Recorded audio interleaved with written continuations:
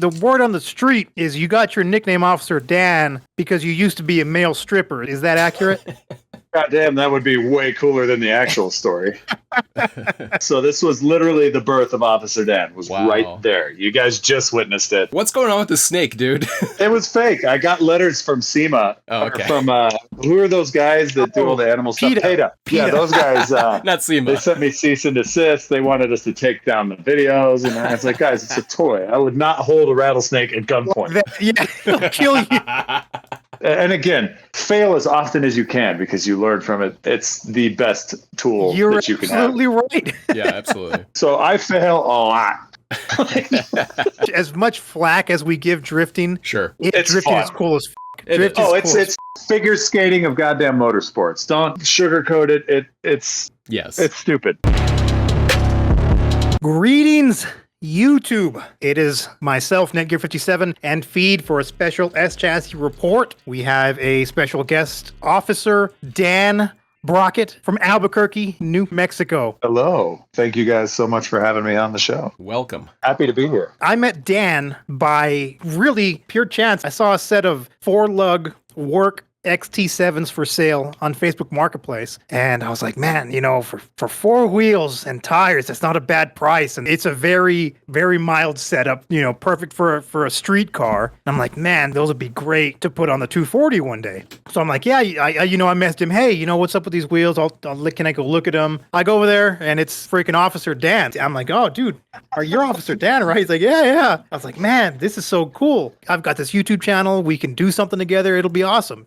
Kind of help spread the word and about here we are. Yeah, and here we are, and it worked. And before the stream here, Dan told me that all the guys in the shop apparently knew who I was when I walked in. All my guys knew who he was the moment he walked into the door to buy the wheels, and I just felt like a complete dickhead.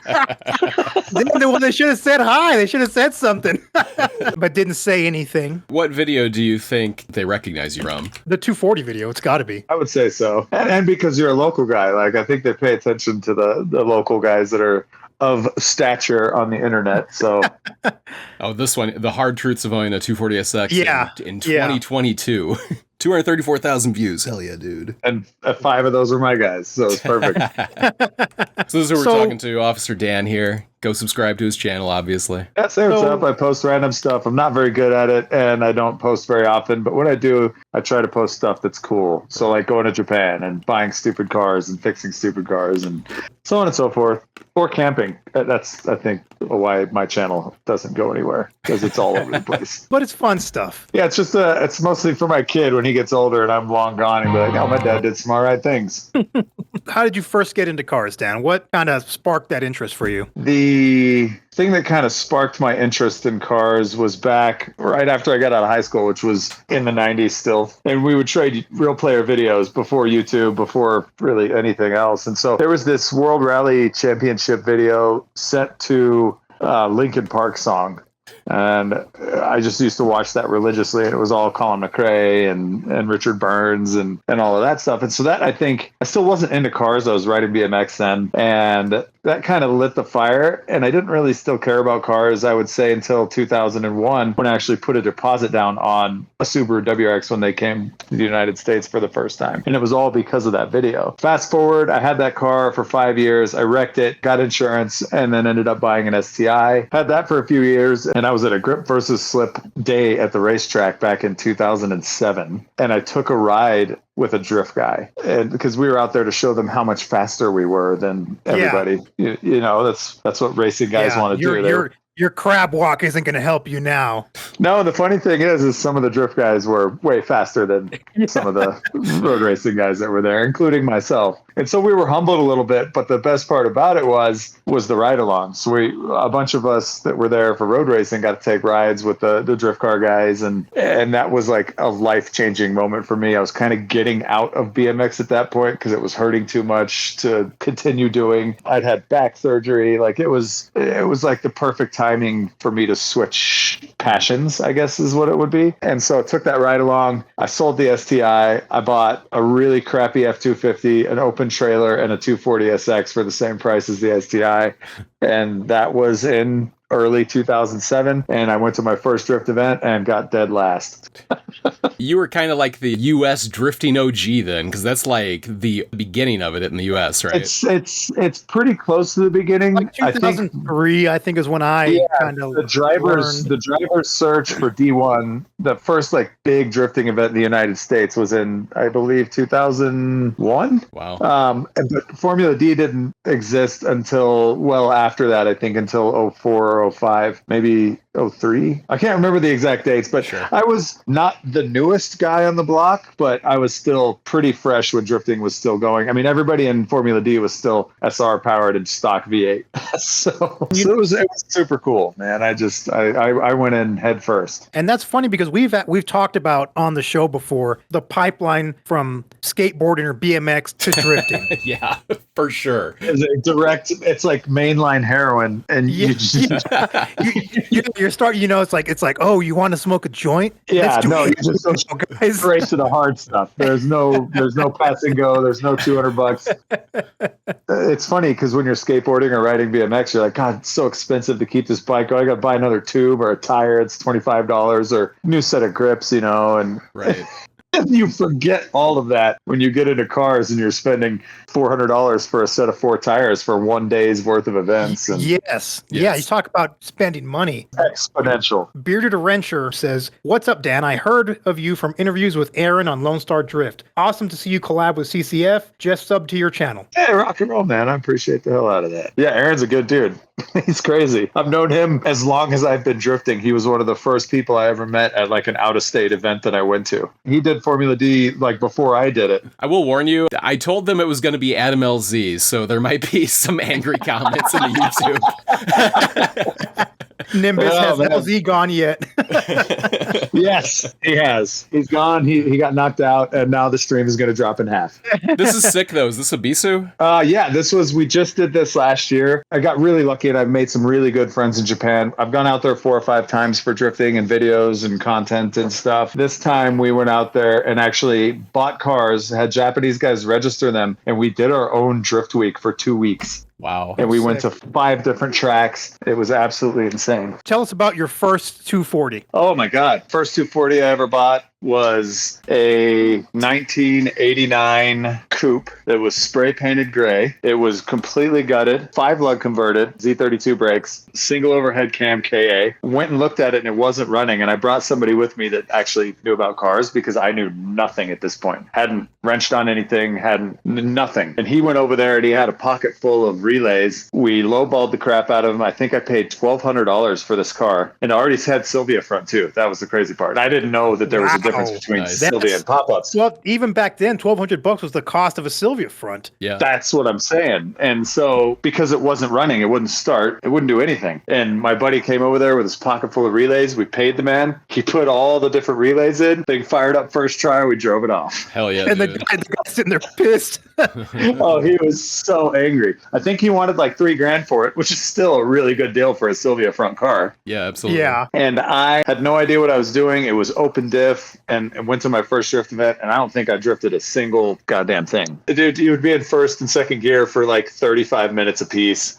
It was the slowest, most obnoxiously loud car that I think I've ever driven. I ended up buying a bunch of like stock S14 wheels, old Blitz meshes, and I ended up being able to load 12 wheels and tires inside that coupe. Holy dude. It was gutted, no passenger seat, no rear seats, no nothing. And so I had this system to get all these wheels and tires, and they were only 15s and 16s. So it was easy to kind of meander those things in there. But I would drive out, I would do the entire track day, and then I would drive back to my house. That is so many wheels in a coupe. I mean, you without a hatch, it was that's insane. crazy. So where are you getting tires at this point? Are you getting them from like, you go into your local tire shop and get the ones they take off, or? Yep. So I went and had some conversations, and those guys have to pay to have those tires taken away. It was just a local tire shop called AJ Tires. And so I would just get all their 15s and 16s. He gave me a deal where he'd mount them for like $5 a piece. Nice. And so I guess technically that was my first sponsorship was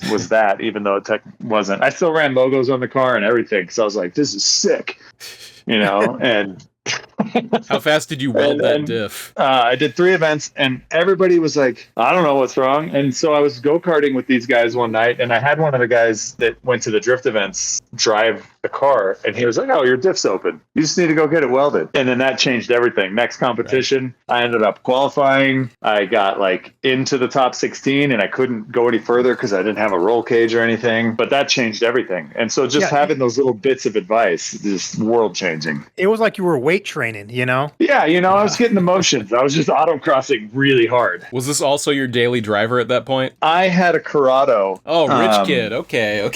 Yeah. It was not nice, believe me. It was a G60, so it wasn't the nice one. Hurt Life is in the chat. How much to kiss Dan? Holy shit. What's up, Hurt? Hurt, dude. I met you at SEMA Fest. I don't know if you remember. Oh, yeah. Video I coming was soon. trying to get you to come on Cars Against Humanity. Hey, Hurt. Miss you. Love you. I just drove with Hurt and T-Pain and everybody at the last LZ Fest. I had an absolute goddamn blast. It's my first time competing in 8 years. Asphalt Serpent says Hurt and Netgear go way back. Way back, dude. So, Dan, I heard the word on the street is you got your nickname Officer Dan because you used to be a male stripper. Is that accurate? God damn, that would be way cooler than the actual story. What's the real story? You just have a set of aviators or what? Oh, yeah, you gotta have that. I still rock the aviators. Yes. Officer Dan came from a set of stupid YouTube videos we did on Internet 1.0. Oh, nice. Hell yeah. Like uploading it yourself to a server. This is the very beginnings of when Google had just bought YouTube. Oh, okay. Do you remember streetfire.net? That shit was awesome, yeah. I had so many videos I lost of me driving my WRX like a dickhead on city streets from Street Fire, and I was so sad when they deleted their servers. That was like the end of an era. But yeah, it came from those videos. They did pretty well on the internet. It kind of like is it on your channel? No. These were hosted by, the first one was hosted by Icon. I believe the second one was also, it's called Motorcycle versus Car Drift Battle. The first one that I was in a driving capacity and not a flag girl was the second one, which is where Officer Dan was born. We basically just wanted to copy what Ken Block was doing and add our own little personality bits to it. And I don't know if I can use this. It has 35 million fucking views. Yeah, we did all right. We're going to copyright this shit so fast. Where's the cars? Oh, here you are. Okay, I gotcha. Yeah. So this was literally the birth of Officer Dan. Was right there. You guys just witnessed it. To swerve and protect. Hell yeah, dude. Yep. MB battles. Yeah, MB battles on a new edge. That's sick, actually. on an actual Cobra. On a Terminator? Yep. Nice. Borrowed, wasn't mine. Jim Guthrie was actually supposed to be Officer Jim in this video, and he crashed at Irwindale. And from the hospital bed, had called me and been like, "Hey, you want to do this video?" And I was like, "Yeah, I do." Damn, that's cool as f***, dude. So, where are you at in drifting now? Like, what do you just go to local events? Or are you like pro? I really don't know much about you. No. You're absolutely fine. There's a deep history rooted in. Oh, just kidding. It's we did this video. I was still an amateur at this point. I was actively driving Pro-Am as this video was being filmed. We filmed this in 2011. It came out in 2012. I got my license in 2012. Okay. So I was already decent enough to be, I did Top Drift out in California. I got second place overall behind Luke Pakula. And I think Chris Lykup was third.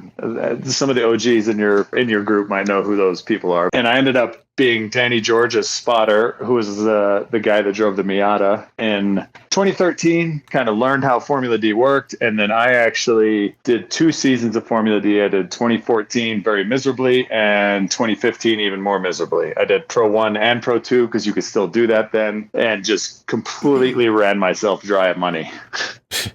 As it happens.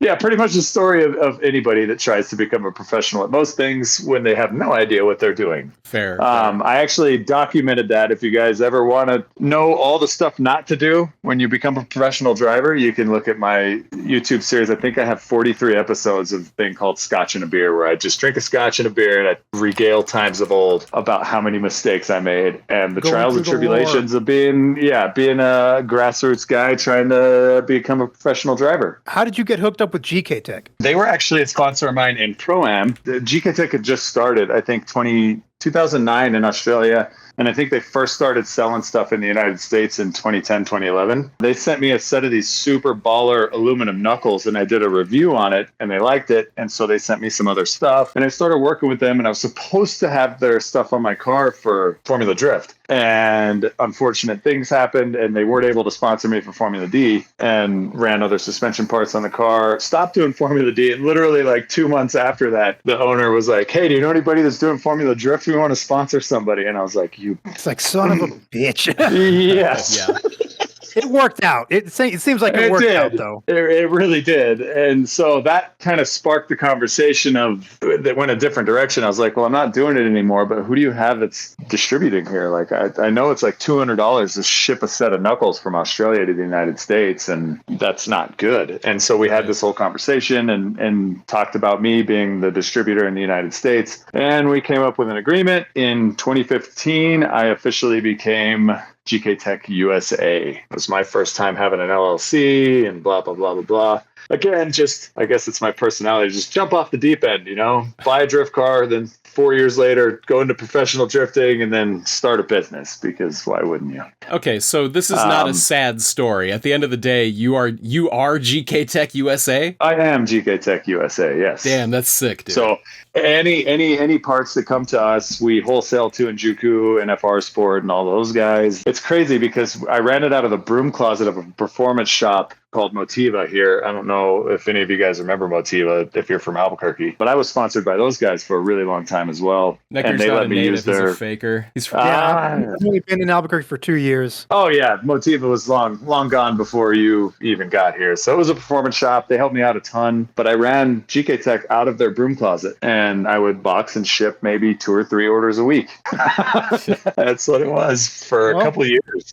And then it built up eventually. And in 2019, we moved into a house in Albuquerque that had like a 1,500 square foot warehouse attached to it. Did it out of there for a couple of years. LZ actually came and visited. That was the first time I'd met him, I think 2016 or 2017. It's pre-mustache, so it felt kind of weird. Can we... I mean, that's cool that you met LZ and all, but what's going on with the snake, dude?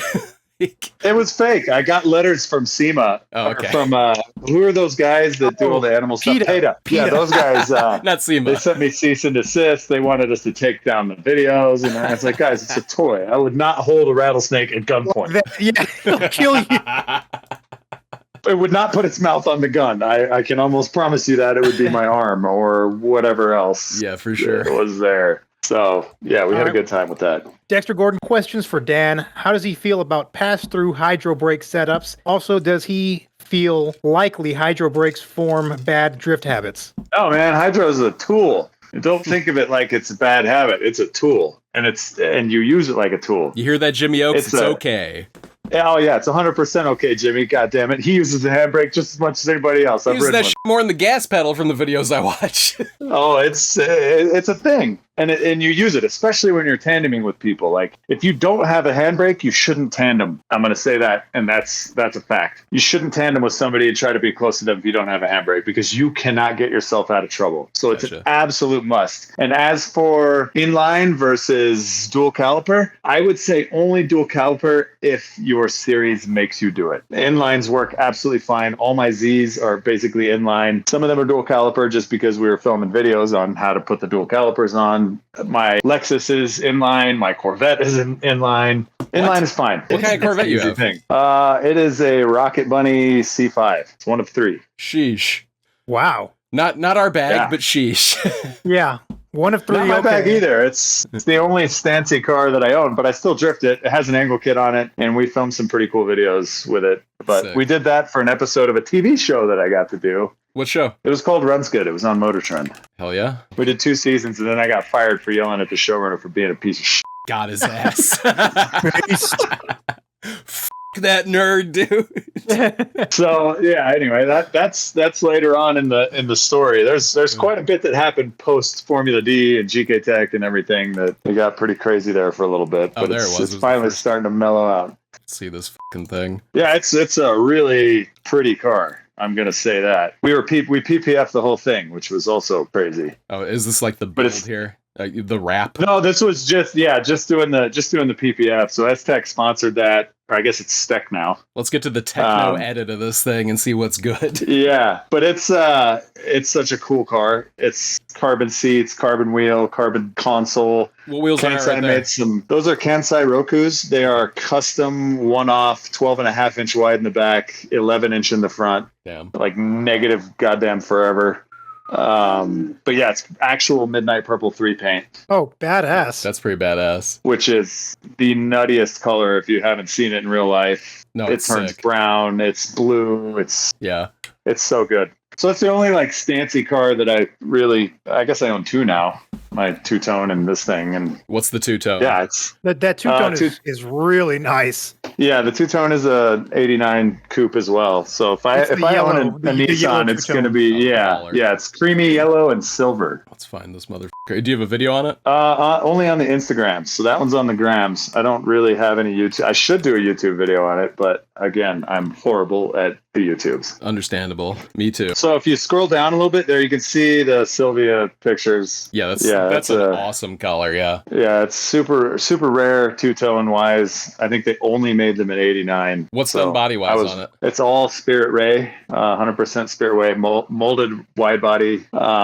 I think it's an Origin Type 2 or Type 3 hood. It's SR. It's custom wheels. It took goddamn 9 months to get here. But is this totally a show car or is this a show car? I drive it. I drive it all the time. It's just a cool car that I like to cruise around in. Go to Cars and Coffee with my kid. Yeah, he drove it the other day. I saw it on Instagram and I put sick invite, dude. I would have taken my Sylvia out, dude. How sick would our two Sylvias look together, man? Well, so my two Japanese friends were here. We're doing a SEMA project, and they took my 8.6 and one of my other 240 coupes with an SR, and we drove out to this Cars and Coffee, and we were the only 4 people there. So we, yeah, you really could have used my help then.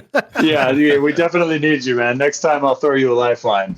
Nick, yours is the same color, right? Yours isn't the seafoam. No, mine's white and gold. White and gold. That's. God, I wish I had a seafoam one, man. My first 240, the one that was spray painted, was an OG seafoam. Oh, damn. Yeah, I know. I wish I would have not. But it's like, I got to prime it. It's a project car. I got to prime it. Well, yeah, whoever had it before me did it. Yeah. So that's just the color that it was. One of the worst mistakes in my life was color changing my S13 when I was like 19. Yep. Fuck, dude. It just, man, that did not turn out good. Yeah, it's so weird. I guess for me, I've ruined probably 10 240s over my drift You're a heavy career. hitter. You're a fucking, you're a genocider, huh? I'm one of the reasons why they're $20,000 cars now. He's the Jeffrey Dahmer of fucking 240. Oh, I can't believe so many kills. I remember at one point in my garage, I had probably 10 interiors worth of stuff because as soon as I'd get a 240, I'd rip the interiors out, swap everything from the car I just crashed. And I remember posting up on Facebook, anybody want some interior stuff? And it popped up on my feed the other day, like 15 years ago. And it was like, I have like 30 seats and all this stuff. And if nobody comes to get any of it, I'm taking it to the dump. And I took a 24-foot trailer of interior parts for 240 SXs to the dump. I'll give you $100 if someone takes it all. Dude, you're Joseph Goebbels. You're fucked up, man. So 240s were still just play toys then. They were still plentiful, and you could get shell all day for $250. Yeah. What I call it is we were still in a time of plenty. Yes. Oh yeah. And it's kind of where 350Zs are now. They're plenty, but in 6-7 years when we've crashed them all, they're not going to be that way anymore. So, little hint of advice: save all the stuff you take out of them. They're sucking down all the Rotella they can drink, but they're still running. Let me knock out. They're still going. These. And when you're in it, especially when you're drifting, everything is disposable. Like you don't care. You make it look as good as you can with what you have, and then you go smash it into your friends, or you smash it into a wall. Like so were you just dumping your whole paycheck into drifting, or like were you being sensible in any way? Absolutely. No, I was a complete goddamn idiot. Like I said, I threw myself in head first. Every spare dime I had went into drifting from basically 2007 until very recently. Hey, it worked out, dude. Congratulations. Yeah, hey, thanks. You're if you in the stick with something long enough, Yeah. you can make some mistakes and blunder your way into some good shit. Yeah, that economics teacher back in high school or whatever, him. He doesn't know anything. And I he think said, go to college, get a job. And I said, nah, become a professional driver and throw away your 401k. Yeah, dude. and it was one of our recent podcasts, I think, feed where we were talking about like, hey, guys, maybe you shouldn't waste all your money on cars. But then I also said, but in the same breath, if I hadn't wasted all my money on cars when I was young, right. I wouldn't have the experience that I have. Exactly. Like 100%. And to me, it's like, is it wasting money if it's making you happy? Like, yes, it is, but I mean, yeah, if you're completely broke and you're going to the track every weekend and you really shouldn't be because you're not paying other bills. As long as you have everything under decent control, I think if it makes you happy, go for it. That's fair. Yeah. Be responsible about it. And I think I did waste a lot of money on cars when I was young, but I tried to be responsible about it. Like I wasn't neglecting bills. I will say this. When I started doing Formula D, I had worked for T-Mobile for like 9 years. I was in charge of all of their social media support division. I was corporate T-Mobile. I was making really good money, especially for New Mexico because I was remote from Seattle. Did you ever meet that motorcycle girl? No, but I sat on her motorcycle for a photo op. No way. I would have smelled the seat, dog. For sure, dude. Yeah. I have a picture of it somewhere, but that one's way back in the archives. That's like, yeah, that one's out there. But anyway, I got fired for yelling at tends to happen to me a lot. I yell at people for stupid shit that I don't like. I yelled at this lady for doing some stupid shit. I was fired on the plane ride back from Seattle to Albuquerque. So the next day I had no job. I cashed out my 401k, told myself I'm going to do professional driving, built a car, budgeted everything for a season, paid all the fees, estimated all the gas. And I will say that is literally the most advantageous thing that I could have accidentally made myself do, was learning how to budget properly. If I would have budgeted properly the years leading up to me doing Formula Drift, it might have been a completely different thing for me. But because this was the first time I actually had to budget a decent amount of money, I learned so much. And I lived very, very frugally, just like Ravi Nishida in Keep Drifting Fun. I was on ramen. I didn't buy anything if it didn't have to do with what I was doing. Everything was down to the penny for literally everything. So if gas prices went up, I was screwed. If gas prices went down, I had a little bit of extra money to buy a hamburger. But I learned all of that stuff, and I learned how to manage and make drifting, even though that was the most expensive possible way to do drifting is in Formula D, I made it manageable on zero income. And I didn't get any money from sponsors, so it was literally all just my 401k paying for that. So it was crazy because I consider that infinitely better than any kind of college that I could have went to because it was all real life experience and it was just as expensive.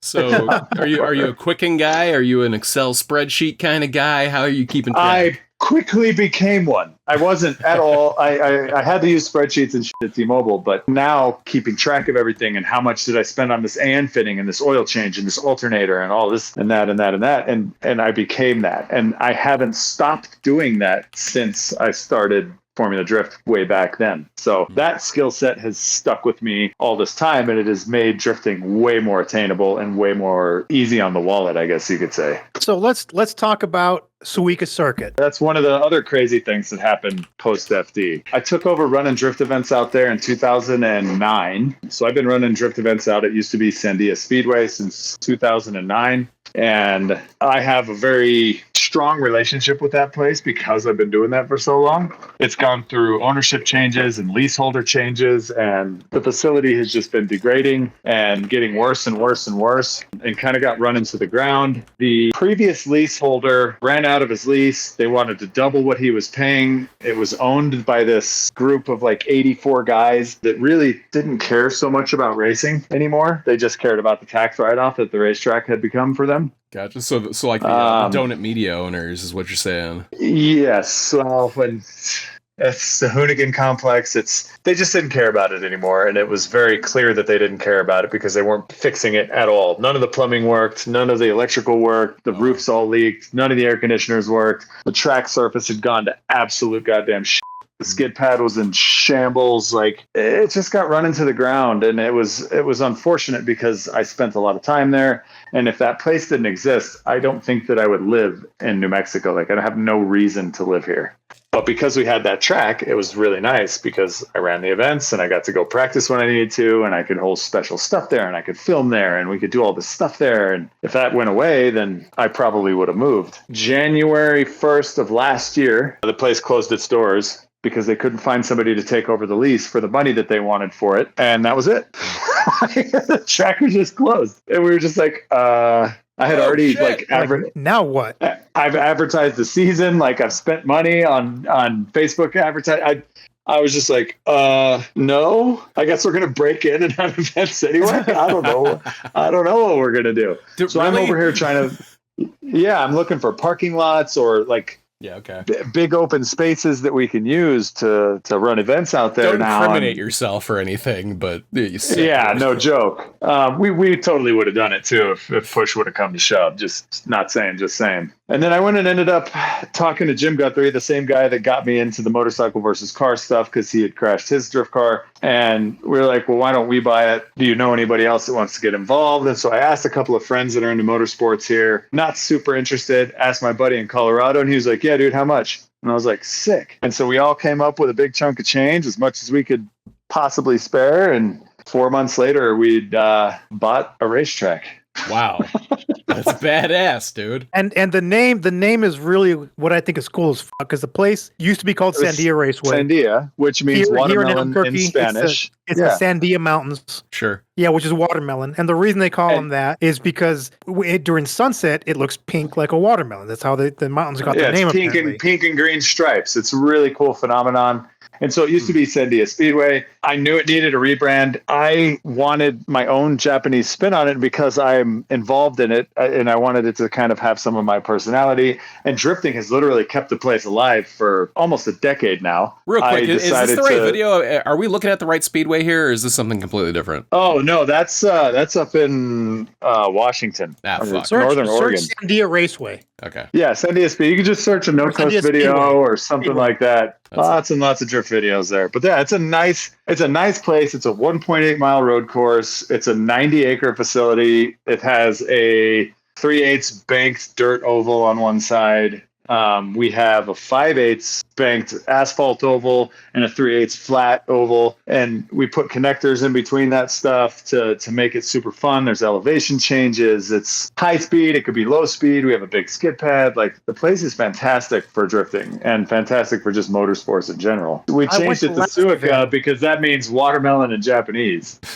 Sick. Isn't that sick? That is sick. It's still Watermelon Speedway, but now it's Suika Circuit instead of Sandia Speedway. That's weeb as but it's also sick. Oh, yeah, it's so nerdy. I was so stoked when I found out that was the name of it. Came up with a logo that kind of encompasses one of the hairpins that we have, and then the out of that hairpin, and that's part of the S. So now we have merch for the first time ever. I've never had a Sandia Speedway shirt because they didn't exist. I have hats and shirts and stuff that we sell at events, and all of that money goes towards fixing the goddamn place. So if somebody wanted a Suika Circuit shirt, where could they get it? They could go to suikacircuit.com. We do have them for sale there. If they're from Albuquerque, or you guys ever want to come out to a drift event, we open up the merch booth there. So there's a couple ways to get them. We can ship them if you guys want to support that way, or if you want to get them live, it's even better because then you get to hear me announce and make fun of all my drivers live.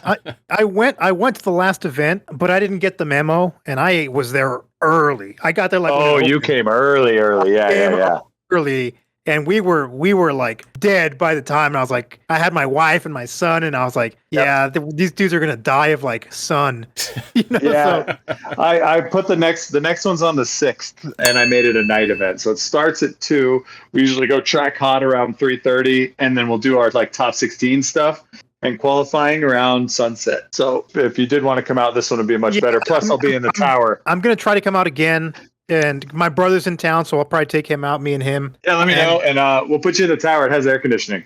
Oh, yeah. Hell, that'd be sick, dude. That'd be awesome. That'd be a video. And yeah. And also, Dan, when is No Coast? And tell us about No Coast. Oh, man. No Coast is crazy because the first year I ran drift events, I ran myself into a huge debt because nobody showed up. And I didn't know what I was doing. I was just like, I can run drift events. And like 6 people would show up. And the track rental was like $3,500. Jesus Christ. $100 a piece times 6. Yeah.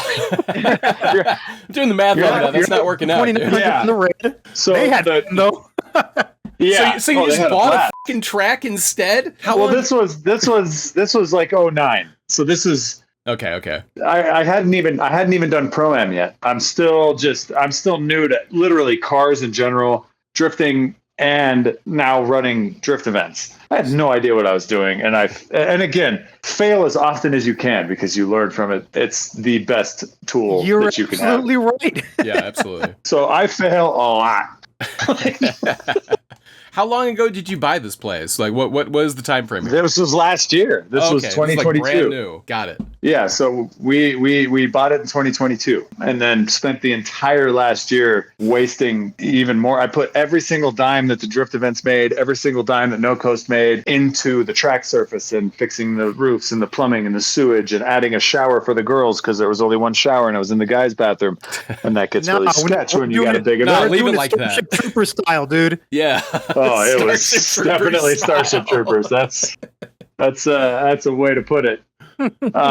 So yeah, we spent all that money fixing everything, but No Coast came about because I ran myself into such a big debt. I threw a Hail Mary, and there were these events called All-Star Bash out in California that I had seen on the internet. And back when forums existed, there was a forum called Zilvia and Ziptie. Yeah, dude, I And all joined that those. before Netgear. I know about Zilphia. Yeah, so drifting.com, all that stuff. And so there used to be all this really cool coverage of this event called All-Star Bash where all the pros would go out and they would drive with the normal dudes and it was super sick. And I always wanted to go to that. So I ended up going to one in early 2010. I got to travel out there and go to one. And it was the most fun I've ever had in my life. It wasn't a competition. It was just dudes having a good time. And so I was like, well, what if I threw one of those in New Mexico and people actually showed up and maybe I could pay off all this debt that I owe. I ended up owing like $25,000. Base. Yeah, I was so The screwed. bank. Who cares? Yeah, so Max. I threw a Hail Mary, Debt maxing. and that's where the No Coast Drift Party was born, and it made just enough to pay my bill for the entire season. Sick. So I ran the next 8 seasons like that. Hell yeah. And it was fantastic. So I knew that even if people didn't show up to the local events, I could keep going because I could do No Coast and people would come from out of state. Yeah, it's like a seasonal town, that makes all its money during summer or something like that. Or one event, kind of makes all the town's money. Yeah. Well, that's like Albuquerque. We have the Balloon Fiesta, and that's pretty much it. Yep. You got a bunch of those West Coast losers coming out to your events. We love the West Coast guys, man. They don't have a party place anymore. We got dudes coming from Florida. We have guest drivers come from Japan all the time. Like this year we have, I can't even say it because I'm not supposed to announce it, but we have a very famous Japanese driver coming. Smokey Nagata? No way. I wish. Was he in Tokyo Drift fishing? He might have been, yes. There are rumors and speculations. LZ's been there. We've had Justin Pollock out. Matt Field's been out. So it's a cool event, and now it's evolved. Last year, I had to set a driver cap, and we ended up at 210 drivers and probably 2,000 spectators. If somebody wanted to go to No Coast, when is it held? It's held Labor Day weekend every year. So when is the that for first our- weekend of September. Okay.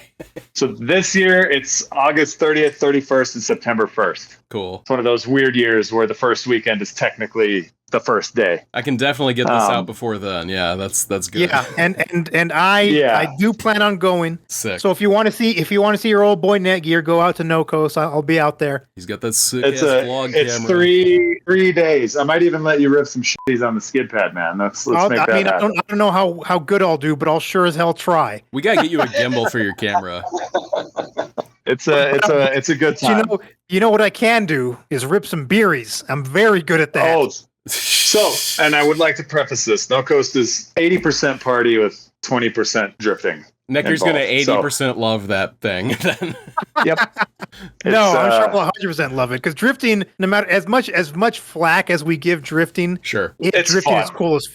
It is. Drift It's cool it's as the fuck. figure skating of goddamn motorsports. Don't sugarcoat it. It's Yes. stupid. It is the most dumb goddamn thing you can do in a car, but you will never have as much fun. We have more fun on a racetrack than anybody, and I can guarantee that. That's 100%. totally fine, man. Like everything that we do with cars is stupid. Like I should be driving a Prius, We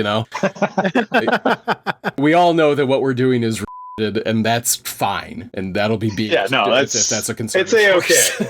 Yeah, it's good. 10 in YouTube says Netgear chug slow AF. Go to No Coast. Not, dude. Fuck Go to off. No Coast and I'll chug contest you. 1v1 me, Dude, dog. You won't. pussy. It gets crazy. He'll slam you a will breezy do that. faster than you can imagine. He'll shotgun that shit. Yeah. So many breezies will be had. And we have metal bands and we have a big bonfire. And we have, so on the 8th No Coast, I named it the Ocho after dodgeball. So it was like ESPN 8, the Ocho. Yeah. So it was NCDP 8, the Ocho. And I introduced dodgeballs into the mosh pit during the metal show. And it is the most ludicrous fucking thing that humans could probably witness. And now we have metal bands that want to come from out of state because they've seen how gnarly our mosh pit is. No. We basically split the crowd. And I line all the balls up in the middle, right in front of the stage. And as soon as they start playing, dude, and it is, the mosh pit will literally go the entire set instead of for just 30 seconds a song. It's nuts. Yeah, that's hard as fuck. But we should throw them at the cars too. That'd be cool. You can. Damn, so vets, what the fuck is this? This is sick. Yeah, that's No Coast right there. That was Luke Fink last year at No Coast. And you can like camp there, right? Oh yeah, everybody camps. Nobody stays in hotels. Like it gets absolutely. It's like Burning Man of drifting. Okay. Yes.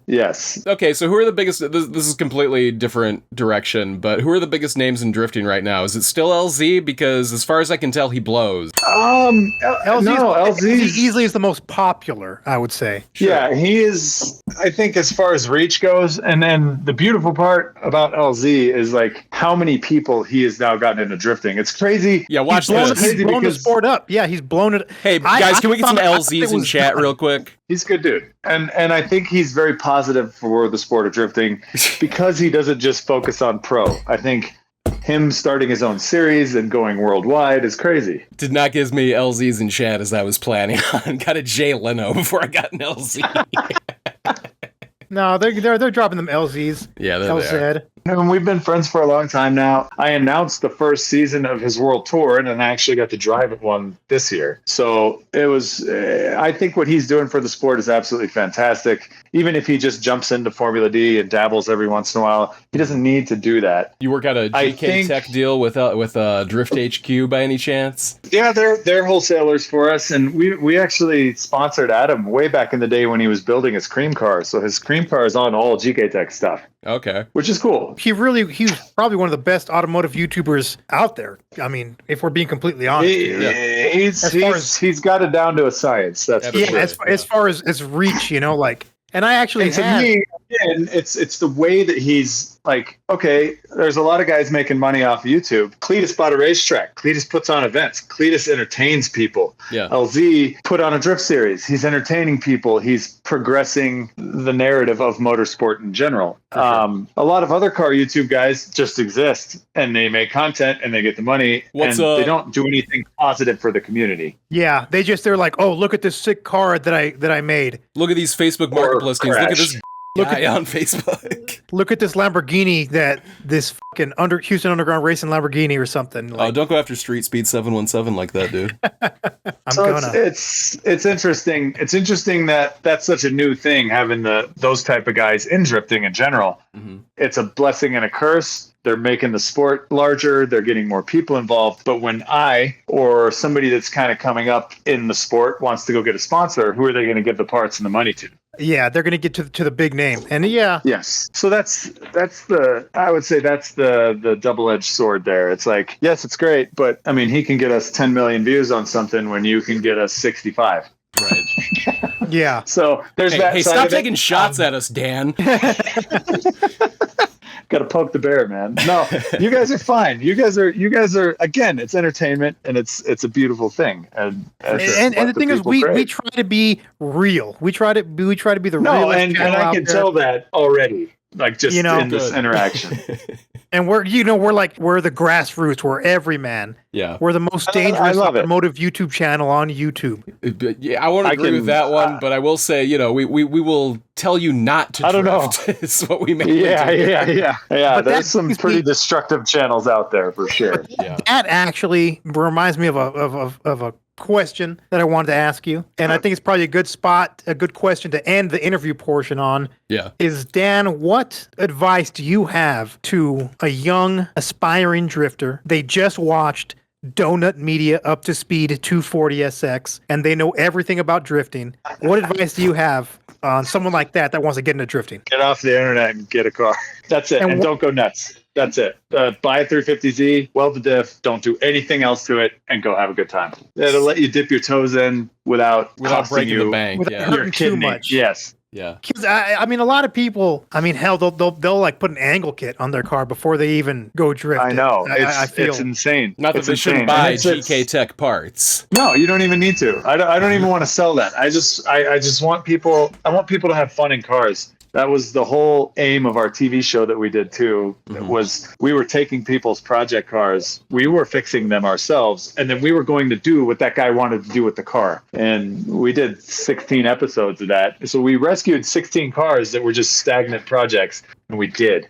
And I think that's cool. If there was any piece of advice that I could give to anybody that's getting in cars, is find a project that's not done and learn. Real quick, let me get this joke in. Of course. Officer Dan talked about, the whole point is having fun in cars. And, it reminds me of the failed porno site that I had that kind of was, same theme. Just having fun in cars. And that's what we're all here for. Hey, goddamn into that. You were like a low stakes fake taxi. So we got a couple super chats. Vomit for breakfast. Can you guys do a video on the SC300 400, please? I want to hear your guys' opinion, as I own 3 of them. I like them, Absolutely fantastic cars. I got my professional drifting license in an SC300, so good for you. I like them too. I think they're cool. They're nice. Like for a street car, it's a nice, comfy, big tour. A 400 just came up locally, and I've been really fighting myself to not go look at it because I think it needs a couple things. But that would be a really nice. They are daily driver. great. They are great. And they're heavy, but they're great. Yeah. And Duck Sauce, hear me out. Instead of CCF, how about its collector boner feed? Already is, baby. Also playing Tokyo Extreme Racer 3 while watching the stream about 70% through. About 70% through the game. Nice, dude. That guy's goddamn on one. He's doing the right things in life. Yeah. Yeah. He doesn't need to get off the internet. He can just do him.